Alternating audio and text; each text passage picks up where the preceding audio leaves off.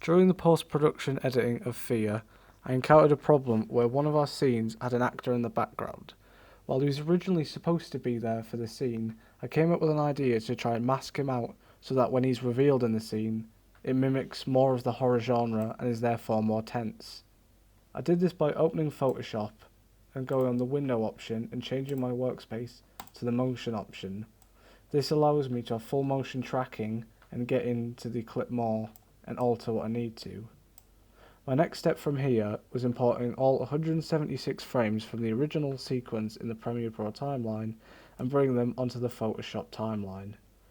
From here I can go in clip by clip, go through the entire sequence and mask out my actor in each frame. I do this by creating a base layer of the environment around him and selecting it and changing it so it can move without any issues. Once I've played around with it enough and I'm happy with how the environment looks, I save it and move on to the next frame. After I've done this for each frame, of which there are 176, I then need to go back and play it at full speed so it mimics how it would be on the Premiere timeline.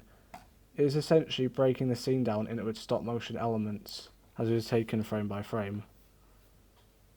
After playing the sequence back, overall it's worked. Our actor is no longer there and it's not that distracting. However, I have noticed that in the background where he was, you see slight glitches where he was meant to be, where it hasn't quite mapped over the trees and the grass. However, for the most part it's worked. There's just a few areas where it needs to be refined.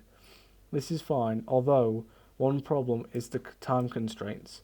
While I'm focusing on multiple areas for the post-production, I need to use my time wisely in that I will unfortunately not be able to use this in the final film, as I don't have time to clean and refine, but I don't think I should submit it with this effect at the moment.